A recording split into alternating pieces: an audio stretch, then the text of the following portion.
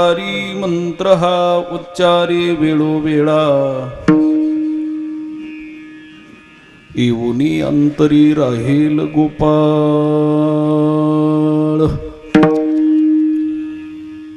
सायासाचे फळ बैसलिया तुका म्हणे ऐसे देईन मी दिव्य जरी होईल भाव एकविध येऊनी अंतरी राहेल गोपाळ सायासाचे फळ बैसलिया विठ्ठल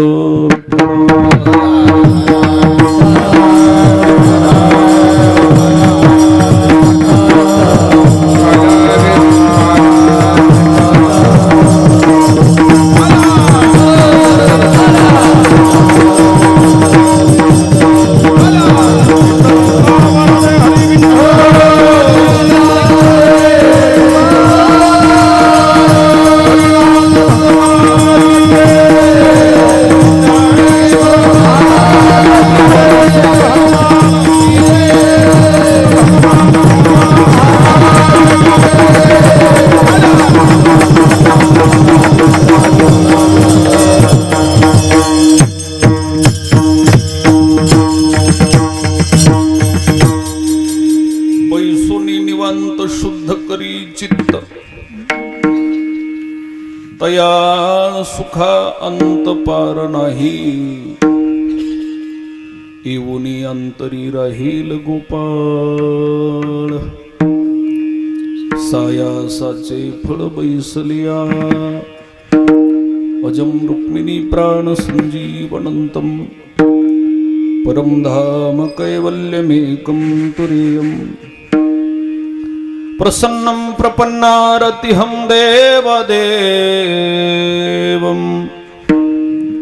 परब्रह्मलिंगं भजे पाण्डुरंगं योऽन्तः प्रविश मम वाच्मिमां प्रसुप्ता सञ्जीवयत्यखिलः शक्तिधरः स्वधाम्ना अन्यांश हस्तचरण श्रवणत्वगादीन् प्राणान् नमो भगवते पुरुषाय तुभ्यं पाण्डुरंगा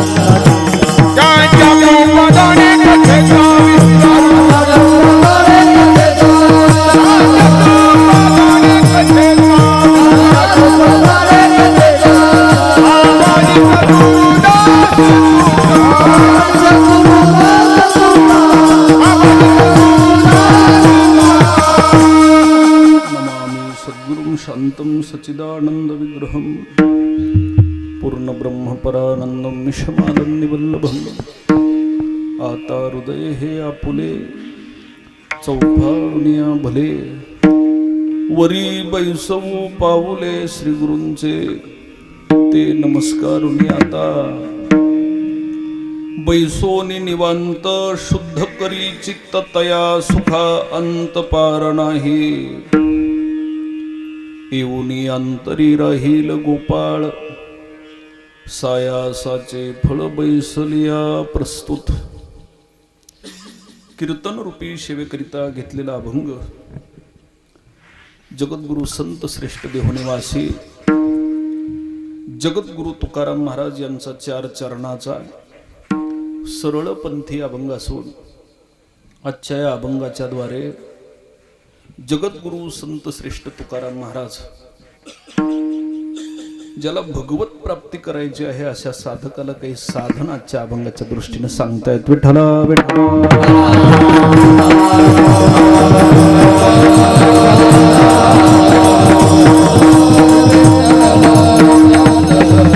प्राप्तीसाठी इतरत्र भटकण्यापेक्षा जगद्गुरु संत श्रेष्ठ तुकाराम महाराज अभंगाच्या प्रथम चरणामध्ये त्याला उपदेश करतायत निवांत बस आणि चित्त शुद्ध कर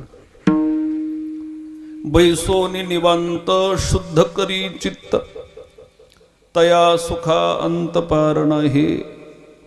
कारण चित्ती शुद्ध नसल, चित्त शुद्ध नसल तर मनुष्यानं केलेली ही भक्ती निरर्थक आहे, तिला कसल्याही प्रकारचा अर्थ नाही. आणि चित्त शुद्ध करण्यासाठी परमार्थामध्ये मनुष्य आल्यानंतर बाह्य स्वरूपाची शुद्धी प्रत्येक जण करतो, पण परमार्थामध्ये आतली आणि बाह्य प्रकारची, बाहेरची आणि आतची अशी दोन प्रकारची शुद्धी महत्वाची आहे. बाहेरून मनुष्य शुद्ध होतो, पण आतून काही केल्यास शुद्ध होत नाही. बरं, परमार्थासाठी पोषक असणारे इंद्रिय, मन एखाद्या वेळेस चंचलित असलं तर चालेल, पण चित्त शुद्ध पाहिजे. आणि चित्त शुद्ध जर नसेल तर अशाची साधना निरर्थक आहे. म्हणून महाराज म्हणतात, बाबा भगवंताच्या शोधामध्ये इकडं तिकडं भटकण्यापेक्षा फक्त चित्त शुद्ध कर. एकदा जर चित्त शुद्ध केलंस तर तया सुखा अंत पार नाही. चित्त शुद्ध केल्यानंतर जे सुख प्राप्त होणार आहे, या सुखाला अंत पार नाही. काय होईल चित्त शुद्ध केल्यानंतर? तर त्या ज्या देवाच्या प्राप्तीसाठी वनवन भटकावं लागतं ना, हा परमात्मा आमंत्रण न देता चित्तामध्ये वास्तव्य करेल. येऊनी अंतरी राहील गोपाळ, सायासाचे फळ बैसलिया. जिथं असतील तिथं तो परमात्मा तुला शोधित येईल. हे चित्त शुद्ध असणाऱ्या भाविकाचं लक्षण आहे. चित्त शुद्ध नसणाऱ्याला देवाला शोधित जावं लागतं, आणि चित्त शुद्ध असणाऱ्याला देव शोधित येतो. जिथं असशील तिथं देव तुझ्या अंतकरणामध्ये वास्तव्य करील. राहील, येईल नाही, राहील. आल्यानंतर तो कदापि परत जाणार नाही. महाराज, मग आता कळालं आम्हाला चित्त शुद्ध करण्यासाठी काहीतरी साधन सांगा. मग अभंगाच्या 3ऱ्या चरणात सांगतात, रामकृष्ण हरी मुकुंद मुरारी, मंत्र हा उच्चारी वेळोवेळा. कशानं चित्त शुद्ध होईल? तर भगवंताच्या नामाचं चिंतन कर. मंत्र हा उच्चारी वेळोवेळा, रामकृष्ण हरी मुकुंद मुरारी या मंत्राचा सतत जाप कर. आणि या मंत्राचा जाप केल्यानंतर हे चित्त शुद्ध होईल, देव वास्तव्याला येईल. महाराज, तुम्ही सांगायला लागलात, पण एवढं सगळं होईल का शक्य? महाराज सांगतात, तुका म्हणे ऐसे देन मे दिव्य. पण याच्यासाठी आणखी एक साधन लागल. जरी होईल भाव एकविध. एकविध भावना अंतकरणात प्रगटित झाली, अनेक ठिकाणी भावना जर राहिली नाही, चित्त शुद्ध झालं, आणि चित्त शुद्ध झाल्यानंतर उत्पन्न झालेला भाव जर आमच्या पांडुरंगाच्या प्रति महाराज समर्पित केला, तर देव अंतकरणात येऊन वास्तव्य करील, असा अभंगाचा भाव आहे. विठ्ठला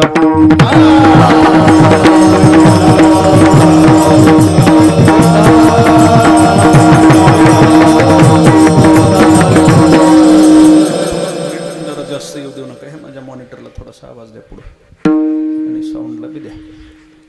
प्रत्येक वर्षी अगदी नित्यनेमानं होत असणारा हा अखंड हरिनाम सप्ताह अगदी पवित्र स्थळी, पवित्र ठिकाणी रिटर्न थोडा जास्त येतोय. श्री क्षेत्र वन मारुती देवस्थान त्रिवेणी संगमावर पंचक्रोशीतील सर्व भाविकांकडून अगदी प्रत्येक वर्षी, मला वाटतं गेल्या 16 वर्षापासून अखंड हरिनाम सप्ताह तथा ग्रंथराज ज्ञानेश्वरी पारायण सोहळा, आणि यावर्षी शिव महापुराण कथा, या वर्षीचं 17वं वर्ष, आणि 17व्या वर्षीची आजची ही 2ऱ्या दिवसाची कीर्तन रूपी सेवा. समस्त गावकरी मंडळी, धामोनी, समस्त गावकरी मंडळी इंजेगाव, समस्त गावकरी मंडळी डिघोळ, आणि समस्त गावकरी मंडळी धार डिघोळ आणि देशमुख डिघोळ, अशा मला वाटतं 4 गावाचा मिळून सप्ताह आहे. आता भाविकांना येण्यासाठी फार कष्टाचे महाराज, कारण मला इथून काही जवळ कुठलंच गाव दिसत नाही. आता हनुमानाचं नावच वन मारुती असल्यामुळे आता हे बोलूनच वन आहे, पण या वनामध्ये अगदी आपण सगळेजण 2ऱ्या दिवशी सुद्धा एवढ्या मोठ्या संख्येने उपस्थित आहात, हे आपलं खऱ्या अर्थानं महाराज भाग्य आहे. विठ्ठला विठ्ठला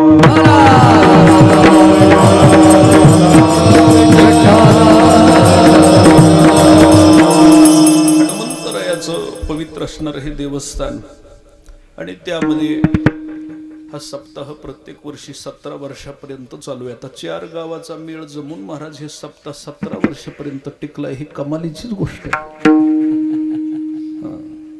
कारण एका एका गावाचीच भानगड आहे. इथं 4 जण कसे एका जागेवर जमलेत. मला वाटतं 3 पेक्षा 1 जास्त आहे म्हणून तिरपट नाही काही आहे का नाही. नाही तर 3 असते तर काही भरवसा नाही. कारण 3 एका ठिकाणी कधी येऊ शकत नाहीत. इथं 4 आहेत, मग 4 ठाई काहीची करणी नाही असा योग. वार्षिक नियमाप्रमाणे प्रतिवार्षिक सिस्टीमवाले तुम्हाला रिटर्न जास्त येत म्हणले, तुम्हाला जरा रिटर्न थोडा जास्त येते हो. थोडं स्पष्ट येऊ द्या आवाज यांना. पुढच्याली साऊंड तर फार मोठे आहेत पण मला आवाज थोडा कमी येतोय. तुम्हाला येतो पुढच्याली? येतोय. विठ्ठला विठ्ठला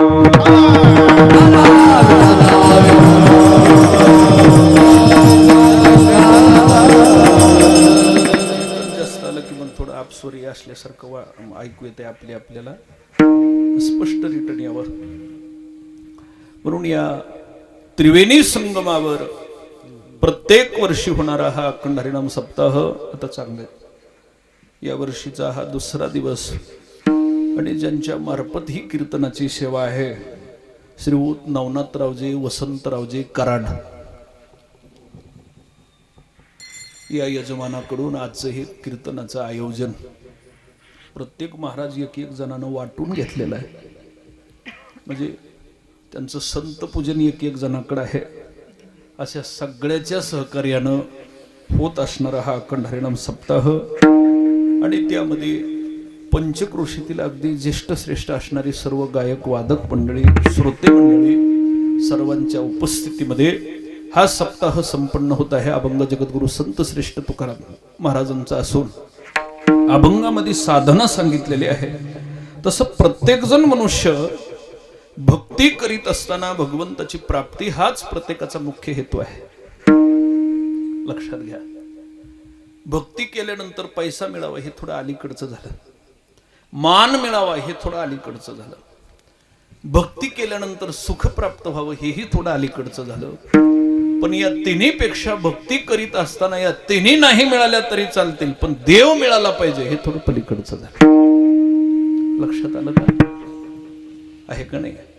म्हणून तर जे भक्त भगवत प्राप्तीसाठी जातात त्यांच्या ठिकाणी ह्या 3ही गुणाचा 3ही लक्षणाचा अभाव असतो. धनाचा अभाव असतो, मानाचा अभाव असतो आणि सुखाचाही अभाव असतो.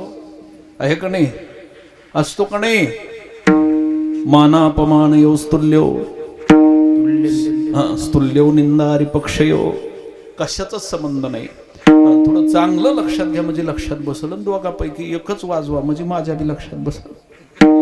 विठ्ठला विठ्ठला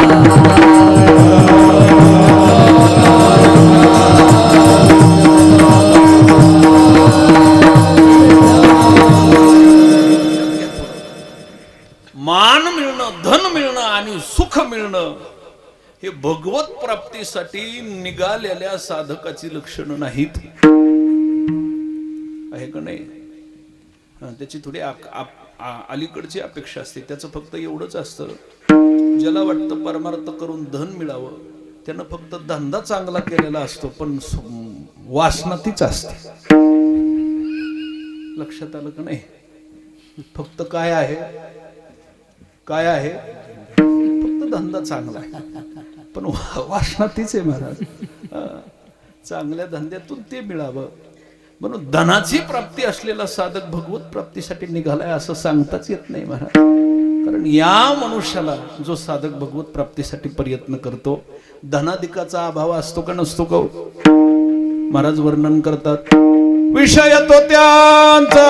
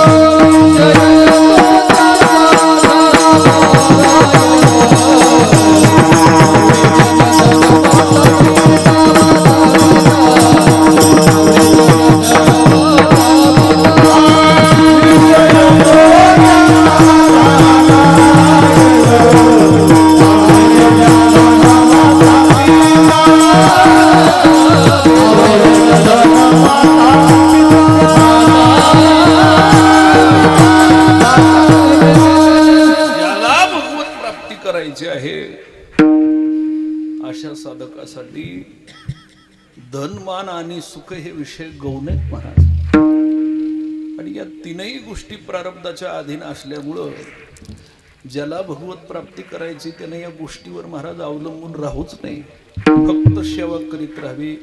मिळाला पैसा तर बरं झालं, नाही मिळाला तर काही जास्त काही तक्रारी करायच्या नाहीत बरं का.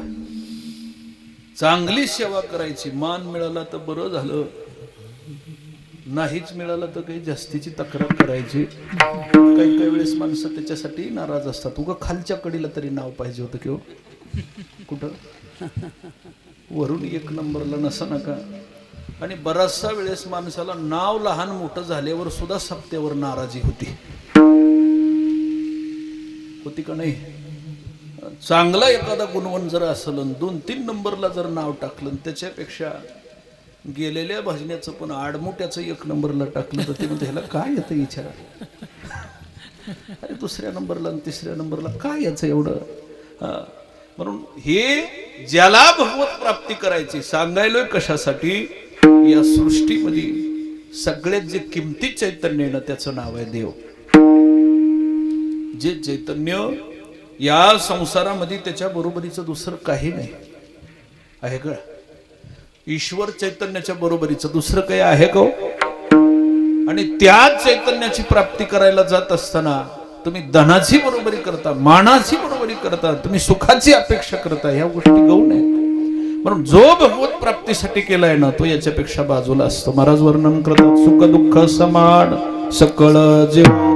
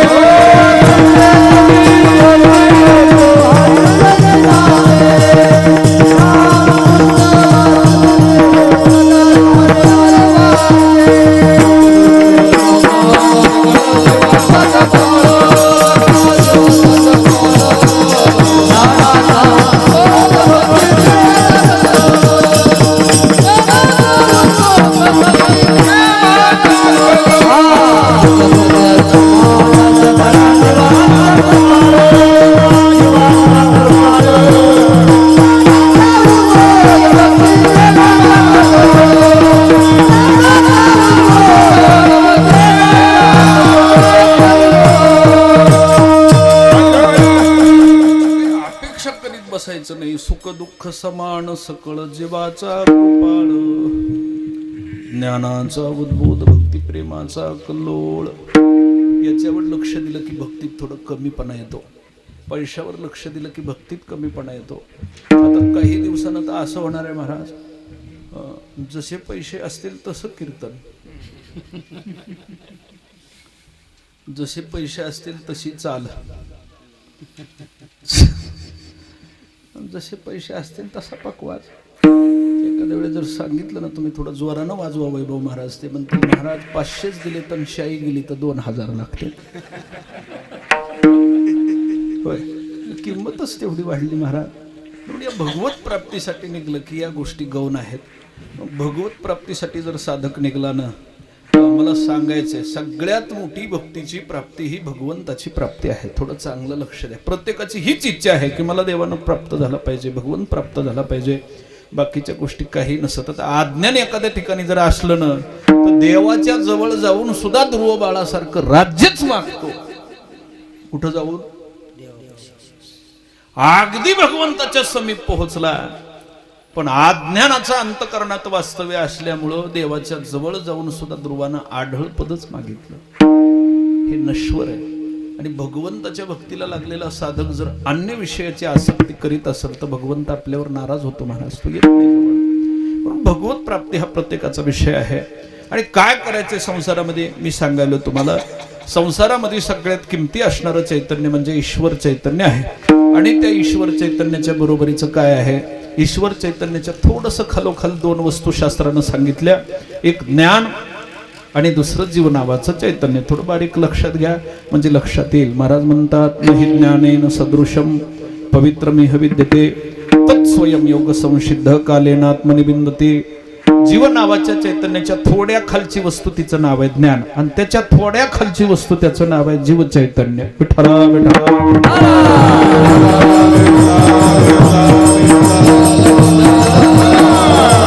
जीव चैतन्यामध्ये भगवत प्राप्तीसाठी जे पोषक इंद्रिय त्याचं नाव आहे चित्त. कशामध्ये? बाकीचं शरीर ह्याच्यातलं काही देवाच्या कामाचं नाही महाराज. बाकीचं हे लोकांच्या कामासाठी ना आपल्या आपल्या कामासाठी. देवाच्या कामासाठी फक्त चित्त आहे.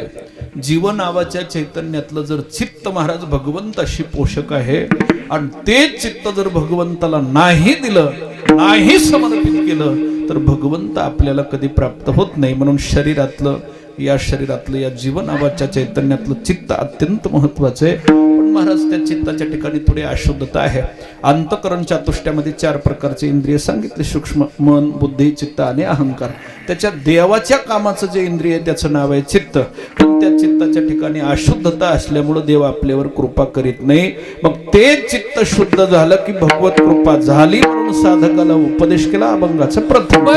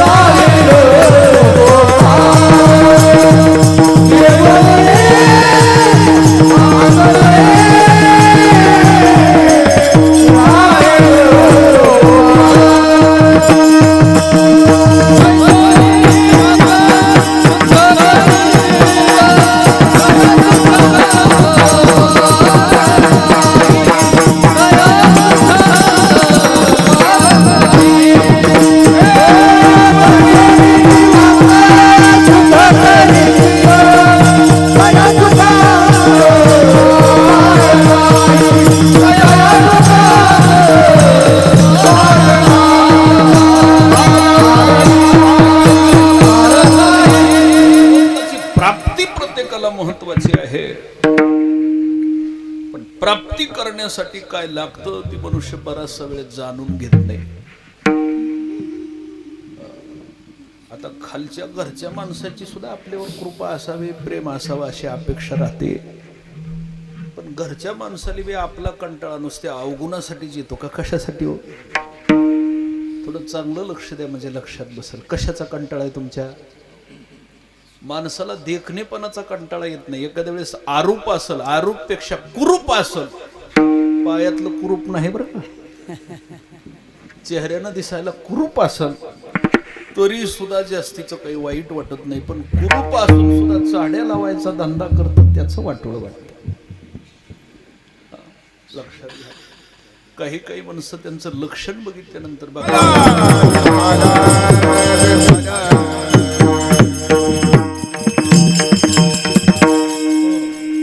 लाईटच आली काही की आता. कुरूप असलेल्याचं जास्त दुःख वाटत नाही. चांगलं लक्ष द्या.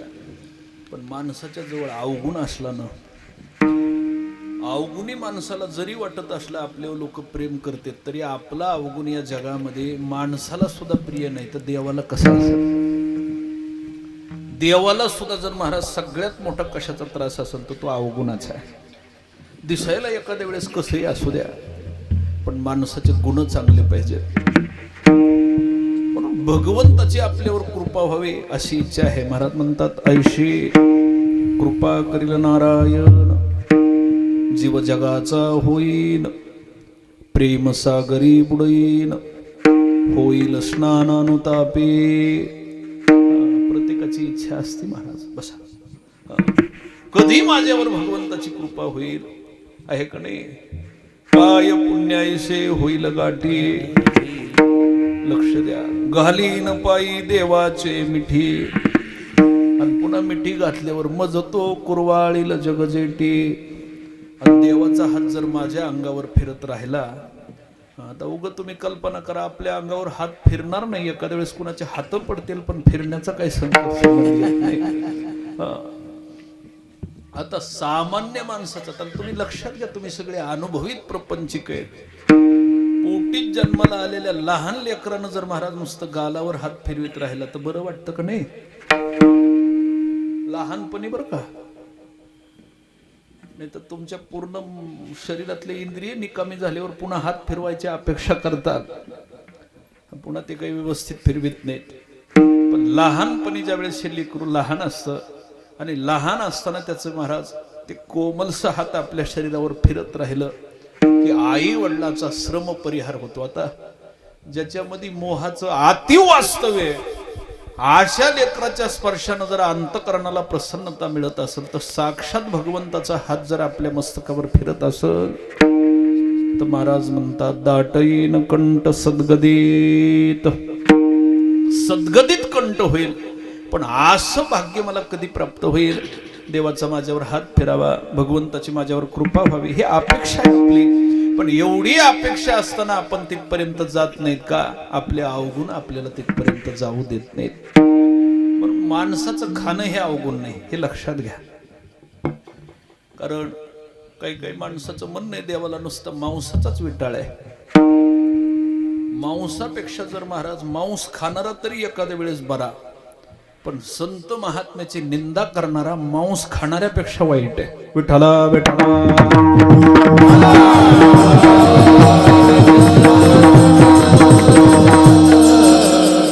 हे अवगुण. नुसतं आहाराचा देवाला विटाळ नाही, आपण शुद्ध नाही. आणि या शुद्ध होण्यासाठी देवाला जी अपेक्षित शुद्धता आहे ना, ती अपेक्षित शुद्धता अंतकरणाची आहे. बाह्य स्वरूपाच्या शुद्धतेशी एवढा काही संबंध नाही. काही काही चरित्रामध्ये असं वर्णन आहे, शबरीनं किती वर्ष आंघोळ केली होती हे नाही सांगता येणार, पण बऱ्याचशा दिवसापर्यंत तिनं आंघोळ आणि तोंड धुतलं नव्हतं. असली शबरी बऱ्याचशा दिवसापर्यंत. काही काही ठिकाणी वर्णन आहे, म्हणले 84 वर्ष तिनं आंघोळ केली नव्हती, तोंडही धुतलं नव्हतं. बरं, देवानंही सांगितलंय न लगे आंघोळी, गरजच नाही किंवा तोंड धुयची. आता आपलं बी आंघोळ करणं तोंड धुणं हे देवासाठी नाही, फक्त इथली माणसं जवळ बसावात म्हणून आपण हे करतो. कुठली? खरं सांगा इमानदारीनं, कुठली? का देवासाठी? देवाला काय करायचंय महाराज? देवाला आपला वास येत नाही, काय नाही, काय नाही. देव असं शुद्ध आहे, म्हणून ही बाह्य स्वरूपाची लक्षणं ही इथल्या लोकांसाठी आहेत. पण इतकी शुद्धता करून सुद्धा अंतकरण शुद्ध होत नाही. अंतकरणात 4 प्रकारचे इंद्रिय सांगितले: मन, बुद्धी, चित्त आणि अहंकार. आता त्याच्यातल्या 3 महाराज अंतकरण चातुष्ट्याचा काय आपल्याला विचार करायला वेळ नाही, कारण एक चातुष्ट्य एवढं मोठं आहे, नुसत्या मनाचा विचार करीत करीत 6 महिने जातील. अहंकाराचा विचार करीत करीत कमीत कमी 100 वर्ष जातील. आता जातातच कमी आपले 100 वर्ष नुसता विचार करण्यात, सोडण्यात नाही.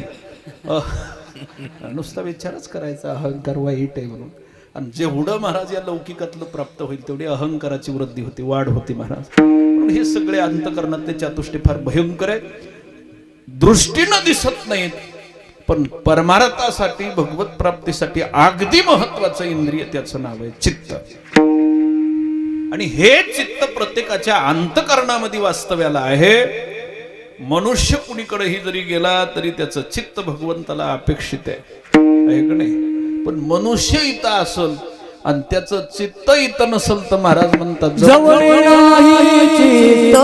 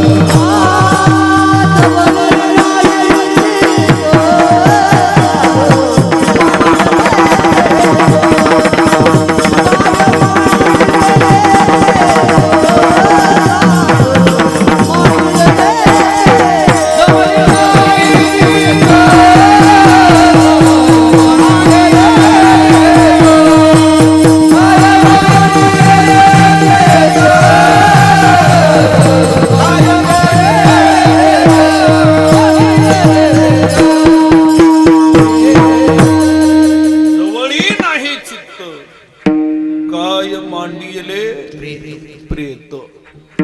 चित्त जवळ नसेल तर त्याला प्रेताची उपमा दिली.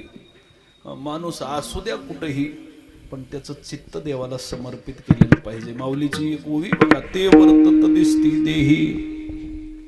ओवी लक्ष देऊन ऐका. परी ते देही ना माझ्या ठाई, आणि मी त्यांच्या हृदयी समग्र असे.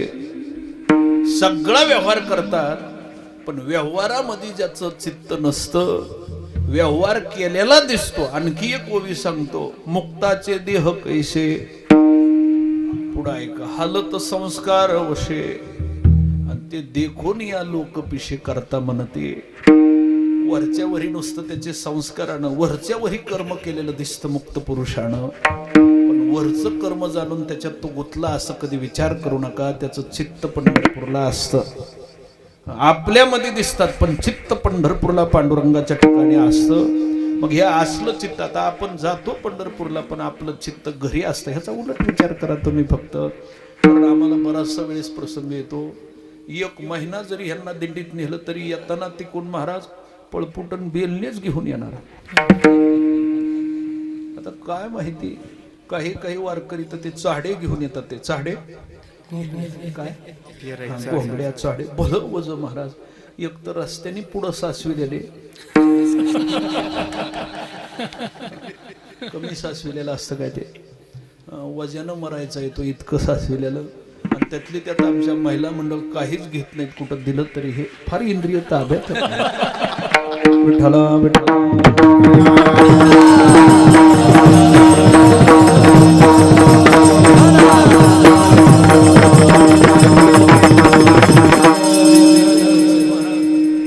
काही काही वेळेस वारकऱ्याची कमाल वाटते, डोक्यावर असलेलं सुद्धा खात नाहीत. पाठीमाग मी नवीन वारीला गेलो त्यावेळेस नवीन एक वारकरी त्या वजन घाम येऊन पडला. मग 10-5 वारकरी त्याला हवा घालायला म्हणजे का हो, कशामुळे इतकं कशाला वजन आणायचं. मग पुन्हा पाणी पाजून सावध केला तर तो म्हणतो सकाळपासून काही खाल्लंच नाही महाराज, त्यानं थोडी चक्कर आली. मी म्हणलं हे डोक्यावरचं वजन कशाला बाबा? आता ते जर इथं खात राहिलो तर घरचे काय न्यायचं, असं जर उडवीत राहिला तर तसंच आहे का नाही. माणसाची आसक्ती एवढी विचित्र आहे. आपण जातो वारीत आणि आपलं चित्त घरी असतं, संत महात्मे घरी असतात आणि त्यांचं चित्त तिथं असतं. हे फरक आहे त्यांच्यामध्ये, आहे का नाही.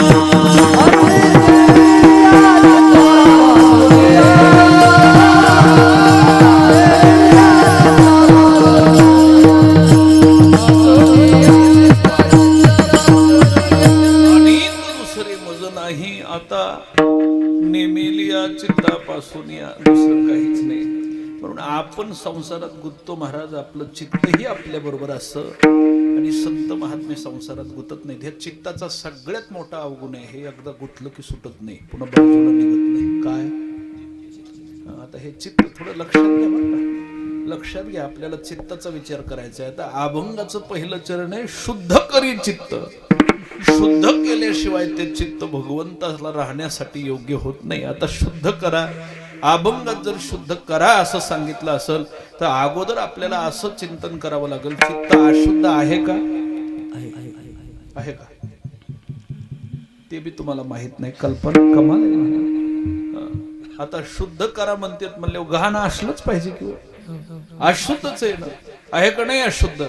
शास्त्रकारानं विचार त्या चित्ताचा सांगितला. चित्त फार लहान आहे. आणखी सुद्धा लक्षात घ्या, जगामधल्या कुठल्याच दुर्बीणमध्ये दिसत नाही त्याला चित्त म्हणतात. पण कशात जरी नाही दिसलं तरी 1 क्विंटल वजनाच्या माणसावर सुद्धा ज्याची प्रबळ महाराज प्रबळता आहे त्याला चित्त म्हणतात. चित्त हे चित्त फार आहे. आणि चित्त जर सहकारीत नाही झालं तर माणसाचं जेवण होत नाही, माणसाचं जीवन व्यवस्थित होत नाही, माणसाचं कीर्तन व्यवस्थित होत नाही, माणसाचं भजन व्यवस्थित होत नाही. चांगला भजनी जरी आणला तरी भजन संपुसतो 3 तास स्वर लागला नाही म्हणजे चित्तच नाही. कुठं गेलं चित्त, हे असं होतं बरं का. आता हे आमचा बी काही वेळेस दोष नाही, कारण आमच्यात बऱ्याचशा अडचणी असतात. एखाद्या वेळेस पुढचे श्रोते जर बसलेले त्यांनी रूप पाहताला जर जांभळी दिली तर कीर्तन फेल झालं असं समजा. ही लई भानगडी. मग गायकानेही काही करू द्या, पुन्हा सिस्टीमवाल्यानेही काही केलं तरी काही अडचण येत नाही. आणि त्यातली त्यात आणखी एक पहिलं असतं, पहिला विनेकरी जो विना घेणारा पंचपदीवाला असतो ना, सुरुवात करणारा, तो थोडा बरा असला पाहिजे. नाही तर त्यांनी जर एकदा मूळ लावलं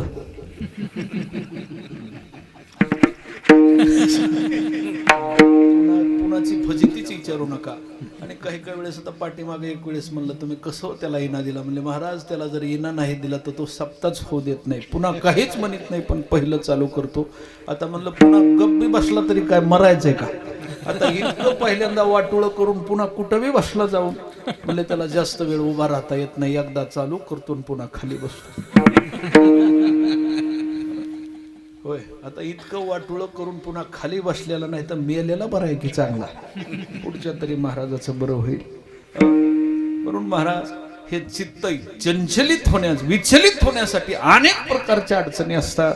पण हे चित्त शरीरात दुर्बीणद्वारे दिसत नाही, असं हे सूक्ष्म चित्त, सूक्ष्म इंद्रिय. लक्ष द्या, चांगलं लक्षात द्या, म्हणजे अभंगाचा अर्थ तुम्हाला चांगला लक्षात येईल. हे फार सूक्ष्म इंद्रिय आहे. आता शुद्ध करा म्हणून सांगितलंय, तर शुद्ध करण्याच्या अगोदर ते अशुद्ध आहे का, तर विचारसागर सांगतं ते 3 प्रकारानं अशुद्ध आहे. पहिला त्याच्यात मल नावाचा दोष आहे, दुसरा विक्षेप नावाचा दोष आहे, तिसरा आवरण नावाचा दोष आहे. हा विषय फार ऐकायला कठीण आहे, तरी थोडं पचविण्यासाठी ऐका. पहिला मल, दुसरा विक्षेप आणि तिसरा आवरण. आता लई जास्तीची वेळ घालण्यापेक्षा मल नावाचा दोष आपल्या चित्तात आहे का हे जाणण्यासाठी काय करायचं, वाईटच कर्म करण्याची इच्छा जर झाली तर समजायचं पहिला दोष आहे. कोणता दोष? मल म्हणजे मळ. काय? मल म्हणजे मलिन. आता वाईट काम करणारी जी माणसं आहेत ती मळालेलीच असतात, कारण शुद्ध माणसाला कधी वाईट काम करण्याची इच्छा होत नाही. एखाद्या अधिकारी पुरुषाची निंदा जरी कोणी करायला लागलं तरी त्याला ते ऐकू वाटत नाही. पतिव्रता स्त्रीची निंदा कोणी करायला तर त्याला ऐकू वाटत नाही. चांगलं कर्म जर असेल आणि त्या कर्मात काहीतरी विचित्र करण्याचा प्रयत्न करायला लागला तर त्याला ऐकू वाटत नाही, कारण शुद्ध चित्त आहे ना. पहिला दोष आहे मल. दुसरा दोष सांगितला विक्षेप. कोणता दोष? मग सांगितलं मी तुम्हाला, माणसाला सवय जर लागली तर विक्षेप फार भयंकर आहे. माणसानं काही काही वेळेस भजन कीर्तनाकडे यायचं असं ठरवलं, एखादा अभंग पाठ करायचं ठरवलं आणि त्यातली त्यात नाटं पाठ करायचं ठरवलं, तर त्या नाटामध्ये जर विक्षेप आला महाराज तर त्याची सगळी वाट लागली तरी नाटपाठ होत नाही. विक्षेप आहे ना. आणि त्यातली त्यात भजनातला विक्षेप. आता प्रमाण म्हणले महाराज, भजने विक्षेप ते चिपाई महाराज.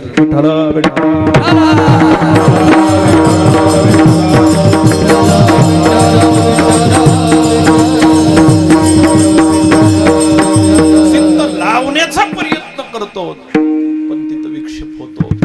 जेवण करीत असताना पुढे पंचपक्वानाचं ताट वाढलेलं आहे आणि त्या ताट वाढलेलं असताना त्या ताटाकडे जर पूर्ण लक्ष दिलं तर माणसाला पदार्थ न खाता सुद्धा त्याची चव चांगली लक्षात येते. आणि चवीचे पदार्थ नसला तरी माणसाला त्याच्यामध्ये चव प्राप्त होते. पण पक्वान्नाचं ताट चित्त विचलित झालं महाराज, सगळं जेवण झालं तरी त्याला मीठ कमी का जास्त कळत नाही. आता एक वेळेच्या जेवणाची इतकी जर भानगड चित्त विचलित झाल्यानं होत असेल तर चित्त विचलित झालेल्याच्या जीवनाची किती भानगड आहे हे लक्षात घ्या. चित्त जवळ चित्त असेल आणि चित्त महाराज विचलित होत नसेल, दुसरा दोष आहे विक्षेप. आता तिसरं दोष आहे आवरण. आवरण याचा अर्थ बाह्य स्वरूपाची उपाधी. माणूस उपाधीत गुंतला. आवरण याचा अर्थ अज्ञान सुद्धा असा होतो. आवरण याचा अर्थ बाह्य स्वरूपाचं झाकण असं सुद्धा होतो. माणूस मधून जर बघितलं तर महाराज कपड्याच्या मध्ये सगळ्याचं शरीर समान आहे, त्याच्यामध्ये सगळ्यामध्ये ब्रह्म आहे, ब्रह्मचैतन्य आहे. पण बाह्य स्वरूपाची ही आपल्याला लावलेली उपाधी भक्तीमध्ये अडचणीत आणते. काय? आपले घातलेले कपडे एखाद्या वेळेस महाराज आपल्याला मानाची अपेक्षा करतात, घातलेले अलंकार मानाची अपेक्षा करतात, आपल्याला ठेवलेलं नाव मानाची अपेक्षा करतं, आपल्याला मिळालेली जात एखाद्या वेळेस मानाची अपेक्षा करते. करते का नाही जात अपेक्षा? आता काहीच येत नसणारा सुद्धा देव बाप्पा जर असतील तर ते म्हणतात मला मान पाहिजे, ब्राह्मण आहे ही जात आहे, हिला आवरण म्हणतात. काय म्हणतात? मग अशी जातही एखाद्या वेळेस उपाधीत महाराज, ही उपाधी बाह्य स्वरूपाची प्राप्त झाली की चित्तामधला तिसरा दोष समजा अज्ञानानं प्राप्त होतं, ते आवरण, याला तिसरा दोष म्हणतात. आता हे 3 प्रकारचे दोष आहेत. किती वाईट आहे तो? मल, विक्षेप आणि हे 3 प्रकारचे दोष असल्यामुळं चित्त शुद्ध नाही. हे 3 प्रकारचे दोष घालवल्याशिवाय चित्त शुद्ध होत नाही. आता पहिला दोष घालवायचा आहे तर काय करावं लागतं? वेद बोधित कर्म माणसानं करावात, पहिला दोष जातो. विक्षेप नावाचा दोष घालवायचा आहे ना, माणसानं चांगलं ऐकायची सवय लावायची, मन एकाग्र करायचं, इंद्रिय एकत्रित करायचे. जे भरकटणारे इंद्रिय त्यांना थोडं बंद करून टाकायचं. डोळे जर भरकट असले ना तर डोळे बंद करायचे. जळोजी मळोजी नावाचे संत होऊन गेले, पांडुरंगाला बघितलं आणि पांडुरंगाला बघितल्यानंतर पुन्हा हे आसार जग बघायचं नाही म्हणून बुबळ काढून टाकले. काय काढून टाकले? आपली आहे का तयारी? हे बाहेरचे जे इंद्रिय आहेत ना भरकटणारे, या इंद्रियाला महाराज फार कठीण आहे. महाराज म्हणतात कोणी के अवसरी रिगोनी नेत्राचे द्वारे मग रूपाचे डोंगरे सैरा हिंडे.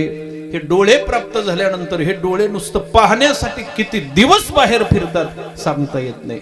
कितीही दिवस पाहिलं तरी डोळ्याला तृप्तता होत नाही. आणि डोळे तृप्त नसल्यामुळं पुन्हा पुन्हा नवीन काही दाखवित असं चित्तापर्यंत निहून पोहोचतात, म्हणून ते चित्तही स्थिर होत नाही. चारधाम बघितलं की ते महाराज डोळे सांगतात, चारधाम तुम्ही इथंच बघितले, ते युट्यूब मध्ये बघा, तिकडं हाज किती चांगले, अमुक किती चांगले, तिकडं कन्याकुमारी, सौदी अरेबिया, काय जे असेल ती, हे सगळं युट्यूबच्या द्वारे डोळे त्या चित्ताला दाखवतात. इथंच बघून काय, आणखी याच्यापेक्षा चांगलं बघायला आहे, मग ते चित्त विचलित होतं. म्हणून हे बाहेरच्या इंद्रियावर प्रतिबंध असावा. असे बाहेरचे इंद्रिय एकत्रित करून संत वचनाच्या ठिकाणी स्थिर झाला, दुसरा दोष जातो विक्षेप. विठ्ठल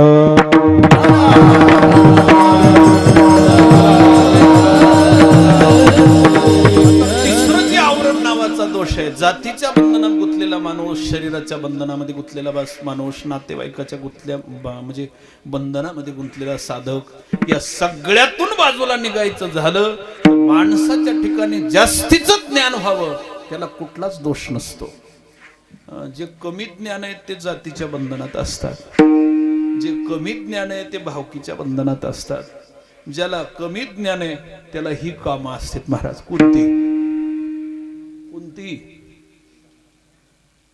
ही आवरणाची, कोणती ही आवरण. पण एकदा त्याच्या ठिकाणी ज्ञान झालं, म्हणून तर माऊली म्हणतात, मी कोण याचा करावा विचार, म्हणे ज्ञानेश्वर निवृत्तीचा. आणि मग अपरमित ज्ञान झालं. किती ज्ञान? तो चालते ज्ञानाचे बिंब, तयाचे अवयव सुखाचे कोंब, हेर माणूस पण ते भांब लौकिका म्हणजे. एवढं ज्ञान झालं की तिसरा आवरण नावाचा दोष जातो. तिन्ही दोषातून गेला की चित्त शुद्ध झालं. आता हे चित्त शुद्ध करण्यासाठी जगामध्ये नुसतं तीर्थयात्रा करून जमल का? मी चित्त शुद्ध करण्याची साधनं काय सांगितलीत हे लक्षात घ्या.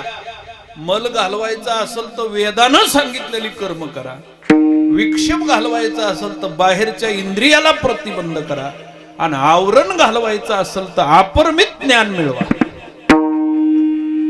आणि हे होत नसेल तर महाराज सांगतात का अभ्यास हे लागे, कसू नाही तुझी अंगी, तरी आहासी जया भागी तैसाची. असं काय कर, फक्त कुळधर्म चाळे, विधी निषेध पाळे, मग सुखे तुझ सरळी दिदली आहे. परिमणिवाच्या देहे, जैसा जो व्यापारो होय, ते मी करीत आहे आयशीन म्हण. आता हे सगळ्या चित्तशुद्धीचं शेवटचं साधन आहे का? महाराज म्हणते, आता तुला अभ्यास बी करणं होत नसेल, आता तुम्हाला इथून पुढे जर ज्ञानेश्वरी पाठ करा म्हणलं तर जमल का?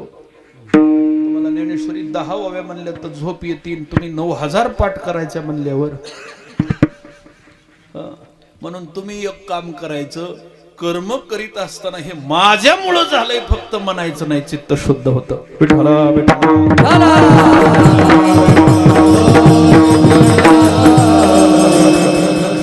अजून एकदा सांगू, फक्त जे होतंय ते कुणामुळं होत नाही, होतंय म्हणायचं.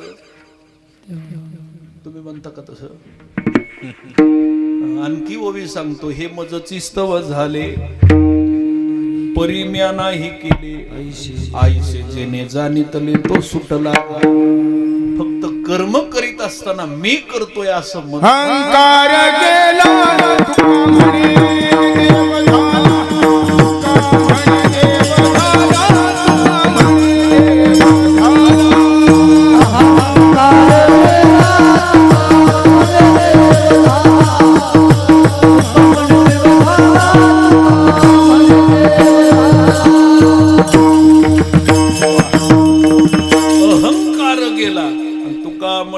देव झाला.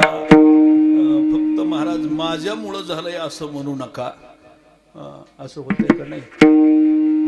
आपल्याला हे म्हणणं होतंय का? थोडा उशीर लागल ना. इतक्या लवकर कशाचं होतंय महाराज? माणसं म्हणतात कशाचं होतं ते माझ्यामुळं झालं. काही म्हाताऱ्या माणसाला तर शेवटपर्यंत वाटतं. म्हातारी माणसं घरच्या माणसाला थोडं अर्धून सांगतात, तुम्ही मी गेल्यावर जगून दाखवा.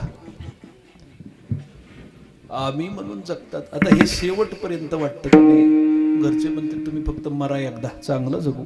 काय म्हणा, आपल्यामुळं माझ्यामुळं होतंय असं वाटतं. मग ज्या दिवशी कर्म करीत असताना हे भगवंताच्या कृपेनं होतंय असा अंतकरणातला भाव झाला. एवढा भार जर देवावर घालण्याची अंतकरणातली बुद्धी झाली, समजा चित्त शुद्ध झालं. मग आता हे चित्त एकदा शुद्ध झालं, या चित्त शुद्धी करण्यासाठी काय काय साधनं सांगितले. तीर्थयात्रा नाही बरं का सांगितली. तीर्थयात्रा ही आधम प्रकारचं मध्यम प्रकारचं साधन आहे. हे काही मुख्य साधन नाही. उत्तम साधन नामचिंतन आहे, मध्यम साधन संत सेवा आहे आणि आधम साधन तीर्थयात्रा आहे. आणखी सांगू का डबल? चित्त नाही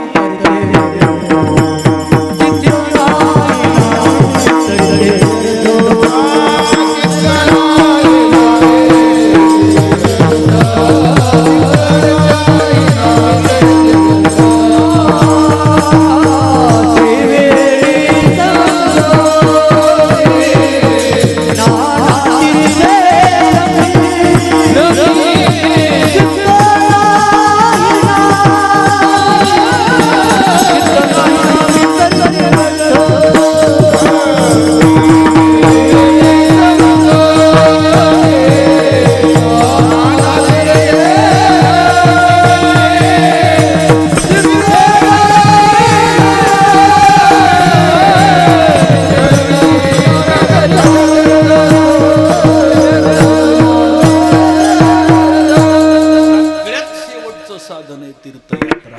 कितवं साधन? आधम साधन. म्हणून चारधाम केलेल्या माणसाला लय अभिमान येऊ नये. हे शेवटच आहे. कितवं? ज्याला भजन करणं होत नाही त्यानं तीर्थयात्रा का. आणि तीर्थयात्रा गेलेली माणसं ही काही भजनातली नसतीच महाराज. गाडीत बसली तर त्यांची हाणामारी लागण्याची शाश्वती. फार फक्त जग बघण्यासाठी जाणार, तीर्थयात्रा करून येणार. आता मला वाटतं 3.5 कोटी तीर्थाचं पाणी समुद्राला जातं. समुद्रात आंघोळ करून येऊन सुद्धा फरक पडत नाही. शेवटचं साधन. तो साधन माऊली म्हणतात, सकळ तीर्थे त्रिभुवनी घडतिगा समुद्र वाहनी अमृत रस स्वादनी रस सकळ. आता समुद्र म्हणजे 3.5 कोटी तीर्थात आंघोळ केल्याचं पुण्य. कुठलं? समुद्रातलं. कारण सगळ्या तीर्थाचं पाणी समुद्राला जातं ना. आता इतकी आंघोळ महाराज त्याला बराचसा वेळेस घडती वाटतं, असं वाटतं. पण तरी सुद्धा फरक नाही म्हणल्यावर हे शेवटचं साधन आहे, आधम साधन. दुसरी 2 साधनं सांगितली, संत सेवा आणि नामचिंतन. कोणती कोणती? संत सेवा, संत महात्म्याचा सहवास आणि भगवंताचं नामचिंतन ही 2 प्रकारची साधनं आहेत. आता कल्पना करा, चित्त शुद्ध करण्यासाठी, शरीर शुद्ध करण्यासाठी, शरीरानं घातलेल्या कर्मातून उत्पन्न झालेली पाप धुण्यासाठी तीर्थयात्रा महत्वाची, पण चित्त शुद्धीसाठी नाही. एखाद्या वेळेस घडलेली पाप धुता येतील, घडलेली पाप धुता येतील आणि पुन्हा घडू नाही त्याच्यासाठी औषध जगात कुठं मिळणार नाही. म्हणून तर चंद्रभागेत आंघोळ करून तिथं चोरी चालू, पुढचं नाही बंद होत, फक्त पहिलं जातं. कुठलं? नाही तर पहिलं जर तुम्ही जर दर्शनबारीला लागलात ना, तर दर्शनबारीला लागल्यानंतर तुम्ही पलीकडून जर गोपाळपुऱ्यातून वरी जर लागलात तर ते शितू आहे ना, उज्ज्वला शितू, त्याच्यावर वरी गेलात की तुम्ही इकडं तिकडं फक्त पात्र्यावर बघा किती चुन्याच्या डब्या, किती पुड्या आहेत. मी आता नवीन गेल्यावर एक जणाला विचारलं, म्हणलं हे कशासाठी असं पडलेलं असेल? म्हणले महाराज एवढ्या लोकांनी इथं संकल्प केलाय तंबाखू चुना न खाण्याचा. मी म्हणलो कमाल. आता इतक्याचा जर संकल्प असेल महाराज, आता एवढा संकल्प, ते संकल्प काय काय फक्त तिथंच आहे बरं का, फेकूस. आम्ही सुद्धा दिंडीत गेल्यावर पहिल्या दिवशी सांगतो, कोण कोण तंबाखू चुना सोडून देणार? मग आमच्या पुढे येणार, महाराज हे बघा आज सोडली, आज भक्त सोडणार आणि पुन्हा संध्याकाळी येणार. महाराज जरा फिरल्यासारखंच व्हायला, खा काय करता आता हे काही सुटतंय का महाराज? म्हणून तीर्थ तिथून पाठीमागलचे दोष घडवून घालतात, पण पुन्हा करू नये अशा ठिकाणची साधना. एवढं सामर्थ्य तीर्थाच्या ठिकाणी नाही. म्हणून तीर्थयात्रेनं बाह्य स्वरूपाची पाप धुता येतील, पण महाराज चित्ताची शुद्धी होत नाही. मन संकल्पाची पापे, न जाते तीर्थाचे बापे. म्हणून तीर्थयात्रा हे आधम साधन आहे, लक्षात घ्या. पण चित्त शुद्ध जर करायचं असेल तर ही जी 3 सांगितलेले उपाय आहेत ना, माणसानं कर्म करायचंय, वेदानं सांगितलेलंच करावं. कुणाचं तरी ऐकून उगा आपल्या मनानं करू नये. आता हे जे महाराज सप्ताह आहे ना, हे नामजप यज्ञ म्हणतात याला, आहे की नाही? हे नामजप यज्ञ कुठल्या तरी महाराज लोकांनी सांगितलेलं आहे का? वेदानं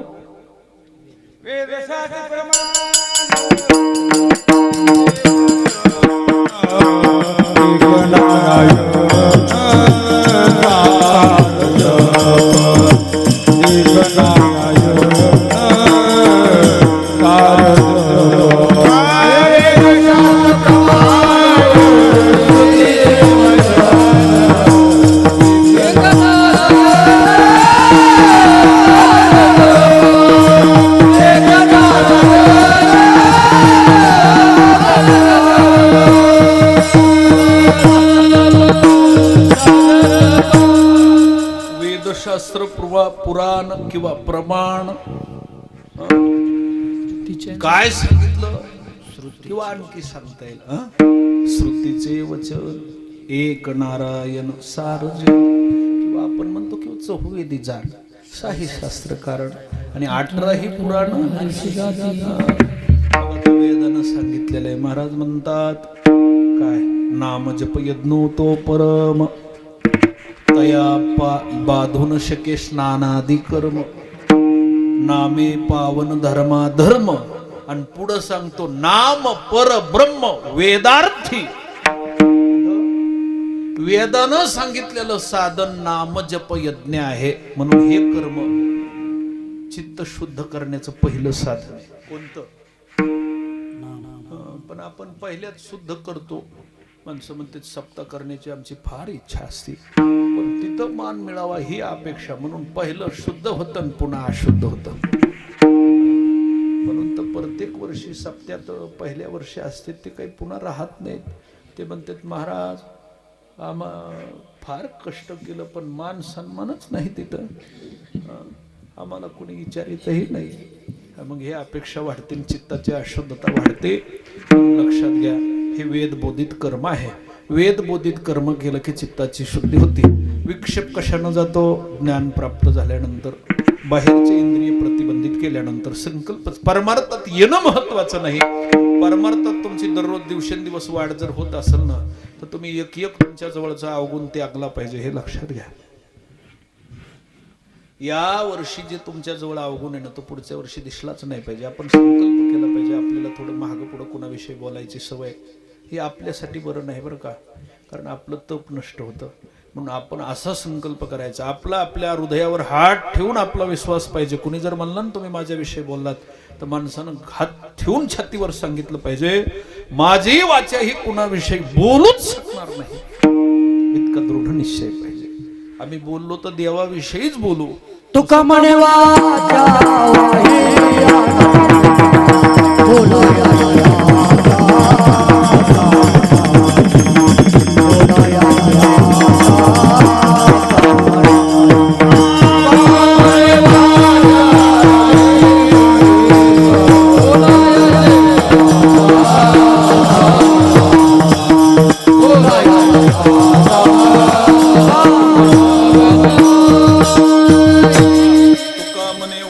वाहिली अनंता, बोलायचे आता काम नाही. आणि जरी बोलायचा योग आला तरी सांगतो, मितलिया बोली बोली जे, पुढं मितलिया पाऊली चाली जे, की निद्रे ही मानो दिजे अवसरे के, जागणे जरी झाले तरी होवावे मितुले. सगळं मितलं म्हणजे थोडं थोडं जेवण जरी झालं तरी मितलं, नाही तर घरातली भांडी वाजून आपटून सगळी पालती घालूस मितलं असलं पाहिजे. पुढच्या माणसाला सुद्धा काही वेळेस माणसानं जेवत असताना तुम्ही लक्षात घ्या, पुढच्या बी माणसाला वाटलं पाहिजे, बघा ना 2च माणसाचा स्वयंपाक केला आणि 6 माणसं जेवली तरी शिल्लक राहिला, काय पायगुण आहे माणसाचा, कमी खाऊन बरं का. एखाद्या वेळेस महाराजाचं वजन दाखविण्यासाठी असं बी लोक चर्चा करतात, महाराज आमच्या इथं आले 55 माणसं जेवले, 20 माणसाचा स्वयंपाक होता. ती माणसं जाणकार पाहिजेत बरं का, नाही तर मग 20 माणसाचा स्वयंपाक 9 जेवायला नेले किती. पण 9च्या वाघाने तिथलं तर संपलं, पण घरात बी काही शिल्लक ठेवलं नाही. त्या माणसाने पुढच्या फार अपमान वाटतो, काय किती फजिती झाली. त्याच्यासाठी मितलं जेवण कसं पाहिजे, आणि जे मितले जेवणारे माणसं आहेत त्यांच्या पुढे चिंतन करायला थोडं बरं वाटतं. नाही तर वतलं जेवणारी जर असली ना तर मग काय नाही, मग काही कीर्तनाचं काही खरं नाही महाराज. म्हणून मितलं पाहिजे, आहे का नाही. विठ्ठला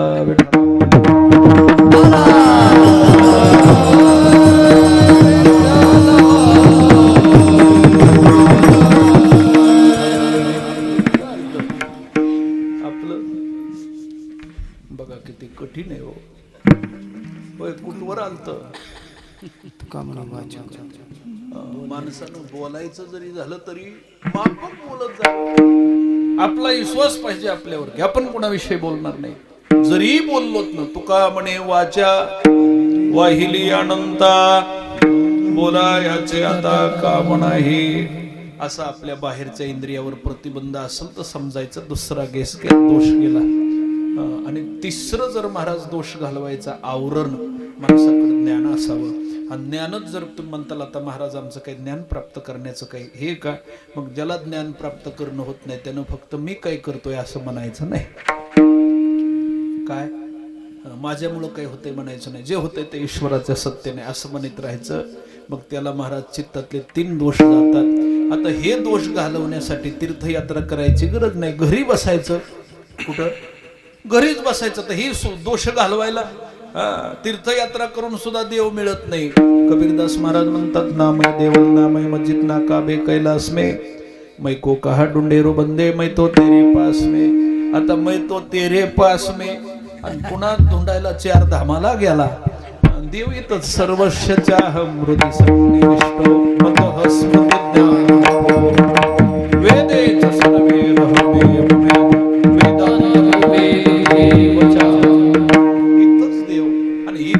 असताना जगभर हिंडून सुद्धा जर देव मिळत नसेल समजायचं चित्ताची अशुद्धता आहे. म्हणून महाराज म्हणतात जगात फिरू नको, कुठं बस येवनी अंतरी राहेल गोपाळ.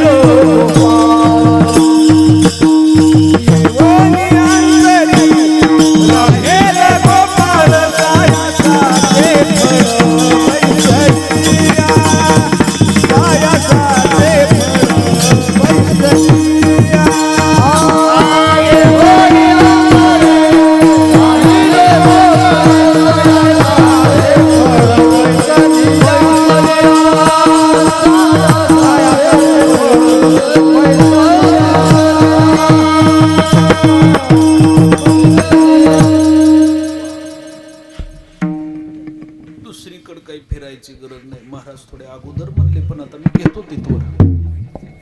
पैसोनी निवांत भटकू नको, जागेवर एक्या बस आणि एका जागेवर बसून फक्त हे काम करायचं. कर्म करीत असताना वेदानं सांगितलेली करायची. विक्षेप होऊ नये म्हणून बाहेरच्या इंद्रियावर प्रतिबंध करायचा आणि आवरण नावाचं दोष घालवायचा आहे म्हणून मी कर्म करतोय असं म्हणायचं नाही. हे सगळं समर्पित करायचं. म्हणजे मग काय होईल? येऊनी अंतरे राहील गोपाळ, देव येऊन इथं बसल. आता ही इच्छा आहे का नाही हो? आता देव आपल्या इथं आलाही नाही तरी सुद्धा जगातली सगळी कर्म महाराज पूर्ण होत आहेत. आणि आणखी सुद्धा सांगतो, ज्याच्या ज्याच्यावर देवाची ईश्वराची कृपा आहे त्याचीच कामं पूर्ण आहेत, बाकीच्याची कामं होत नाहीत. ही लक्ष्मी पैसा ही काही कामं करण्याची लक्षणं नाहीत महाराज. पदन सत्तान ही काय कामं करण्याची लक्षणं आहेत का? 67 मला वाटतं 67-68 वर्ष आपल्या उपमुख्यमंत्र्यांचं वय होतं. किती होतं? 66. पण 66 वर्षात जी कर्म झाली नाहीत ती 21 वर्षात 22 वर्षात आमच्या माऊलीने केले का नाही हो? केली का नाही? म्हणून सत्ता ही कधी कर्माचं पूर्णत्व नाही, ज्ञानही कर्माचं पूर्णत्व नाही. लक्षात घ्या. मनुष्य आकृत राहतो, कृताकृत्य कधी होत नाही. पण ज्याची प्राप्ती केल्यानंतर ज्याच्याजवळ वासनाच शिल्लक राहत नाही याला कृत म्हणतात. अशी ज्याची प्राप्ती आहे त्याला ईश्वर म्हणतात. ज्याची प्राप्ती झाल्यानंतर प्राप्तीचीच प्राप्ती होऊन जाते, काही शिल्लकच राहत नाही महाराज. म्हणून महाराज म्हणतात कृताकृत्य झालो, मिळवायचंच शिल्लक राहिलं नाही. म्हणून देवाची कृपा ज्याच्यावर आहे त्याचं सगळं पूर्ण आहे. आता कृपा झाल्यानंतर जर पूर्णत्व प्राप्त होत असेल आणि तेच देव जर इथं येऊन बसत असेल महाराज, कुठं? येऊनी गोपाळ राहे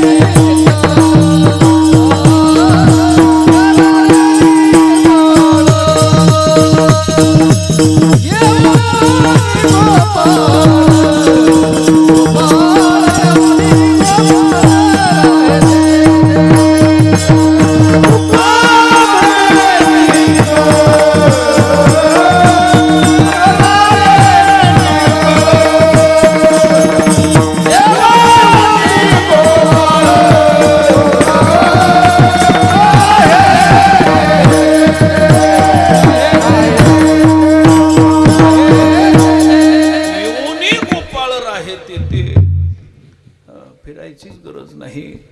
महाराज म्हणतात सायासाचे फळ बैसलिया चित्त शुद्ध करा. आणि चित्त शुद्ध झालं की देवाला ह्याची गरज आहे. कशाची? आशा भक्ताची गरज आहे महाराज. तुका म्हणे ऐशी आवडती लढीवाळे. भोळे भक्त चित्त शुद्ध असणाऱ्या भक्ताची फार देवाला आवड आहे म्हणून देव त्याला शोधित फिरतो. आता देवाला सुद्धा कुठंतरी बसायला ठिकाण पाहिजे ना महाराज. आता वैकुंठ आहे, वैकुंठ बरं ठिकाण आहे, पण वैकुंठ नावाचं ठिकाण थोडं श्रीमंत असल्यामुळं तिथल्या लोकांची काही चित्त शुद्ध आहेत असं वाटत नाही. कारण मी गेलो नाही, तुम्हाला गेल्यावर कल्पना देतो. तुम्ही गेलात तर आम्हाला द्या. कारण जिथं जिथं श्रीमंत गाव असतं तिथली माणसं महाराज श्रद्धाहीन असतात. कसली असतात? ज्याच्या ठिकाणी ज्ञान जास्त झालं, धन जास्त झालं, बाकीच्या गोष्टी सगळ्या भरपूर झाल्या की त्याची श्रद्धा हळूहळू मला ढळीत होती, त्याला श्रद्धा वाटत नाही. आता इकडं थोडी श्रद्धा आहे. तुम्ही आता आळंदी पंढरपूरला गेला तर तिथं कोण विचारणार आहे महाराज लोकांनी? महाराज इकडं थोडं बरे 10-5 माणसं तरी पाया पडतात बरे. तिथं काय? तिथं द्वात्राच्या नख्या फार भारीतल्या घ्यावं लागतात तेव्हा ओळखीत महाराज आहे. आज नुसतं साध्या नख्यावाल्याला कोण ओळखणार आहे महाराज? तिथं उणीव आहे ना. तसं वैकुंठ हे महाराज श्रीमंत ठिकाण आहे. जिथं गेल्यानंतर वैकुंठामध्ये वैकुंठित होतं. आता मरणाचाच संबंध नाही म्हणजे भीती नाही, आणि ज्याला भीती नाही त्याची श्रद्धा नाही असं लक्षात घ्या. आपली श्रद्धा म्हणजे भीतीच्या पोटी आपल्या श्रद्धेचा जन्म आहे. कशाच्या पोटी? कशाच्या पोटी? भीतीच्या पोटी जन्म आहे. आता काल परवा विमानाचं प्रकरण घडले तर बऱ्याचशा मंत्र्यांनी महाराज खालच्याच गाड्या रस्त्यावरच्या धाराय चालू केल्या. वरी तिकडं जाय ना.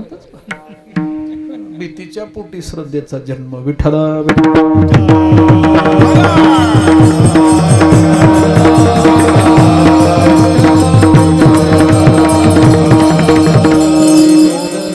वरच्या लोकांनी भय नसल्यामुळं त्यांच्या ठिकाणी श्रद्धा नाही. म्हणून देव जरी वैकुंठात वास्तव्य करीत असला तरी नावडे वैकुंठ शिराचा सागर धरोनी अंतर आहे दासा इथे तो खाली. आणि खाली येऊन या भक्ताची आवड असल्यामुळं त्याच्या हृदयाच्या ठिकाणी चित्त शुद्ध असणाऱ्या भक्ताच्या ठिकाणी महाराज वास्तव्य करतो. महाराज म्हणतात मग हीच आपली प्राप्ती. सायासाचे फळ बैसलिया किंवा नलगती सायास जावे वनांतरा सुखे तो घरा नारायण. इतकं भटकून जर देव मिळत नाही आणि तो चित्त शुद्ध झाल्यानंतर जर घरच्या घरी मिळत असेल तर हे सायासाचं फळ आहे. सायास याचा अर्थ कष्ट. कष्ट जर लक्षात नाही आलं तर श्रम. आपण जे श्रम ज्याच्यासाठी करतो ना आहे का नाही, सगळं भगवत प्राप्तीसाठीच आहे. इतके जे सायास करायचे ते गळ्यामध्ये माळ घालणं, इंद्रियाचं महाराज प्रतिबंध करणं, ज्ञानाची प्राप्ती करणं, कीर्तन भजनासाठी करणं, अन्नदानाचं कर्म करणं, तीर्थयात्रा करणं, हे सगळं त्याच्यासाठी. आणि एवढं करून जर न मिळणारा देव घरी बसल्या बसल्या जर मिळत असेल तर सायासाचे फळ बैसलिया. म्हणून चित्त शुद्ध झालं की देव प्राप्त होतो महाराज. पण आता हे चित्त शुद्ध करण्यासाठी आणखी काय काय करावं? अभंग. रामकृष्ण हरी मुकुंद मुरारी, रामकृष्ण हरी मुकुंद मुरारी, रामकृष्ण हरी मुकुंद मुरारी, रामकृष्ण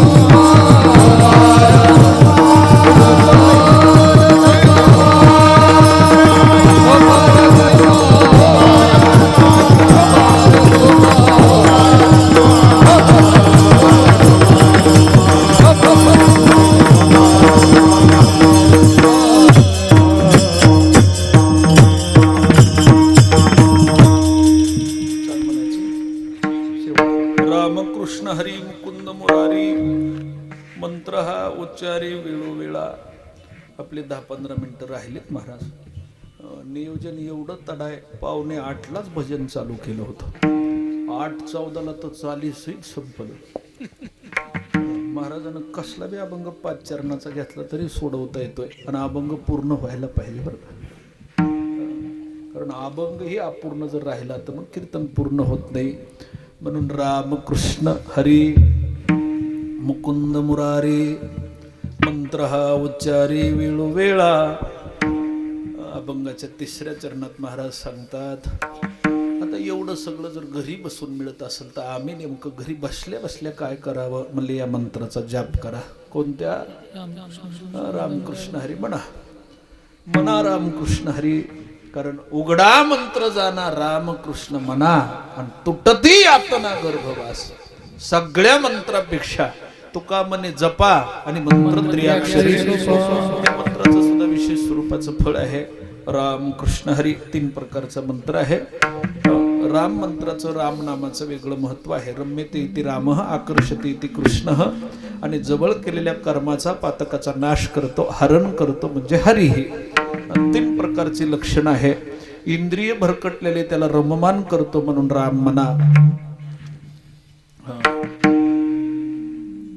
आकर्षित करतो, मायेकडे आकर्षित करीत, मायेकडे जाऊ देत नाही म्हणून कृष्णाची भक्ती आकर्षणासाठी फार महत्वाची. महाराज सगळी माणसं कृष्णाच्या भक्तीकडे आकर्षित आहेत. पांडुरंगाकडे भक्तीला येण्यासाठी थोडं जरा जास्त कष्ट लागतं म्हणून माळकरी जास्त होत नाहीत. पण कृष्ण भक्तीचा जर विचार केला, त्यांचं पाठीमाग मी विचारलं, म्हणले तुमच्यात काही माळी फिरीचं बंधन? म्हणले कसलंच बंधन नाही. आकर्षती ती कृष्ण, बंधनच नाही महाराज. म्हणून आणि सगळ्या माणसाला सुख आहे म्हणून तर माणसं कालेला जास्त येतात कृष्ण भक्ती ना. कशाला? भागवतावर आकर्षित जास्त,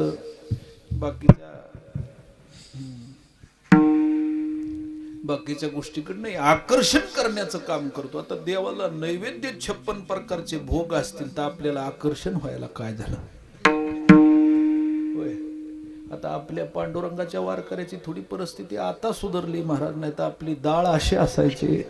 आता थोडं बरं झालं. आपलं बालुशाहीकड गुलाबजामुनकड सरकायला अजून आणखी एवढं नाही. तरी सुद्धा आमच्या शिरसाळ्यापासून वरी निघलं की तुमच्या चपात्या अशा आहेत माणसानं आत्महत्या करावा अशा मोठ्या मोठ्या अशा मोठ्या मोठ्या कमाल आहे महाराज. एका माणसाला आणता सुद्धा येत नाही. मग आता इतकी सोय. असे 56 प्रकारचे भोग कृष्ण भक्तीत जर असतील तर आकर्षण का होणार नाही? म्हणून आकर्षती इति कृष्ण. आणि घडलेल्या पातकाचा सर्व नाश करतो म्हणून हरी. महाराज म्हणतात हरी म्हणता गते पातके नासते कळे काळ कापते. हरी म्हणता भुक्ती, हरी म्हणता मुक्ती, चुके आता याते. हरी म्हणता आहे का नाही? हरी नामाचं हे फल आहे. म्हणून हरी आता पुढं सांगितलं मुकुंद पुन्हा मुरारी. हे कृष्णाचीच दोन्ही नाव आहेत बरं का. विठ्ठल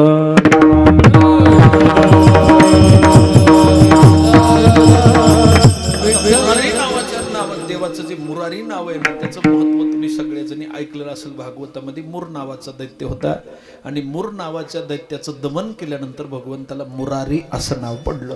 आता मुकुंद देवाचं नाव आहे. देव जेव्हा बालक रूपामध्ये हळूहळू महाराज दबक्या पावलानं चलत आला आणि त्याला पाहण्यानं ज्या गोपिका आणि गोपाळ आकर्षित झाले ते देवाचा अवतार मुकुंद आहे का नाही. त्याला मुचकुंद सुद्धा काही काही ठिकाणी वर्णन केलं. ही 5 प्रकारची नावं सांगितले. असा परमात्मा त्याच्या नामाचं. आता तुम्ही म्हणता 5-5 नावं सांगितले मग इतक्याचं कसं? जेवढं होईल तेवढं. एकही नामस्मरण देवाचं केलं तरी तेच फळ आहे.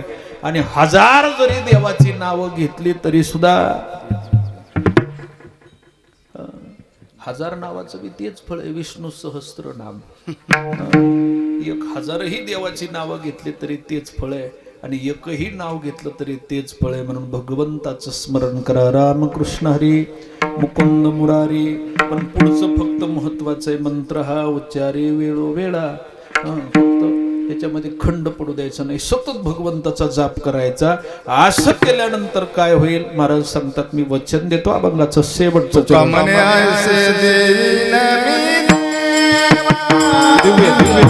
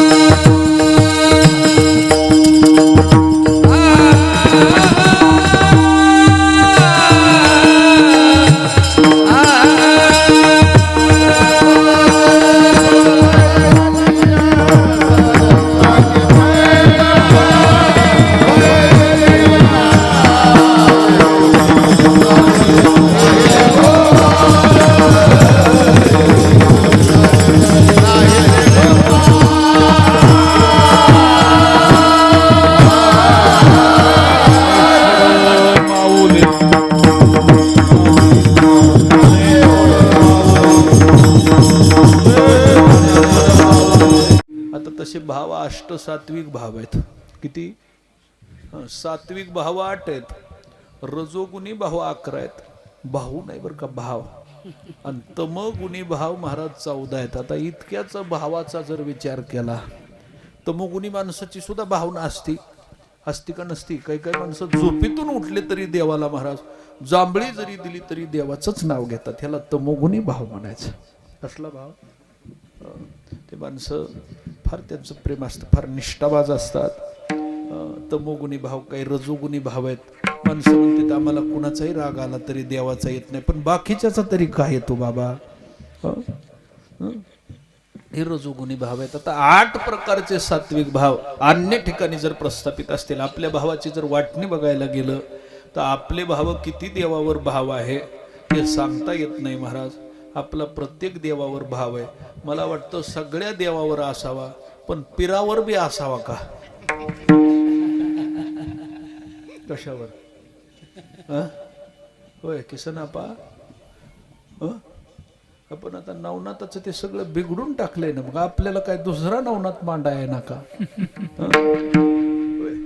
आता नवनाथ मांडला हे खरं झालं, पण नाथ पंथात काय ते करायचं जमतं का महाराज? तिथं करतेत का नाही? आपली भावना थोडी एका ठिकाणी असावं. आणि मला वाटतं ज्याच्या गळ्यामध्ये पवित्र तुळशीची माळ आहे त्यानं अन्य देवामध्ये दुसरे देव पाहण्यापेक्षा, महाराज म्हणतात देवो देवी मीच पाही, ज्ञानोबरायाची ओवी आहे, आईसा भाव नाही तया ठाई. अशा प्रकारचा जर अभाविक असेल ना, आपण पांडुरंगाच्याच पायी तुळजापूरची आई म्हणून पडायचं. जगामधल्या कुठल्याही देवाच्या पाया जर पडायचं असेल, त्याचं दर्शन घ्यायचं असेल तर फक्त विटेवर उभा असलेल्या देवाचं दर्शन घ्यायचं आणि त्याच्या दर्शनात सगळं जगत आलंय असं समजायचं. कारण तैसा नव्हे नारायण जगव्यापक नारायण, तुका म्हणे त्याचे करा चिंतन, आणि मग वंदू चरण येती सकळ. जगातली सगळी देव असा एकविध भाव असणाऱ्या भाविकाच्या पायाजवळ येतात. हे एकविध भावाचं लक्षण आहे. म्हणून महाराज म्हणतात एकविध आम्ही न धरू पालट, नसंडू हे वाट सापडले. म्हणून एकविध भाव महत्वाचा आहे. आणि तो एकविध भाव झाला तर महाराज सांगतात येऊनी अंतरी राहील गोपाळ, सायासाचे फळ बैसलिया. अशी आता कीर्तनाची पूर्ण वेळ झालेली आहे आणि अभंगाची पूर्ण सेवा झालेली आहे.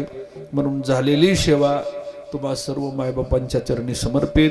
श्री क्षेत्र वन मारुती देवस्थान, मौजे इंजेगाव, धामोनी, धार डिगोळ आणि देशमुख डिगोळ या पंचकृषीतील सर्व गावकरी मंडळीला अगदी अंतकरणापासून धन्यवाद. कारण एवढा मोठा सप्ताह एवढ्या निर्जन भागामध्ये, निर्मनुष्य भागामध्ये आपण सगळेजण करतायत. खऱ्या अर्थानं आपल्या सगळ्याचं परम भाग्य आहे. पण जिथं देव असतो तिथं कशाची उणीव नाही असं म्हणायला काही वावगं ठरणार नाही. म्हणून अशा सगळ्या बाजूनं समृद्ध असणारा हा अखंड हरिनाम सप्ताह, इथं काही गायकाची सुद्धा कमी नाही आणि वादकाची सुद्धा कमी नाही आणि पुन्हा श्रोत्याची सुद्धा काही कमी नाही, असा सगळ्या बाजूनं समृद्ध असणारा हा सप्ताह. म्हणून झालेली सेवा परमात्म्याच्या चरणी, तुम्हा सर्व मायबापांच्या चरणी, आमचे जे यजमान आहेत श्रीयुत नवनाथरावजी वसंतरावजी कराड यांना सुद्धा अंतकरणापासून धन्यवाद. उपस्थित सर्व भजनी मंडळीला प्रत्येकाचं नाव काही घेणं शक्य नाही म्हणून सगळ्याला धन्यवाद. साऊंड सिस्टीमवाल्याली धन्यवाद आणि यूट्यूबवाल्याली सुद्धा धन्यवाद. झालेली सेवा पुनश्च एकदा परमात्म्याच्या चरणी समर्पित करून सेवेला पूर्णविराम. विठ्ठल जय जय विठ्ठल.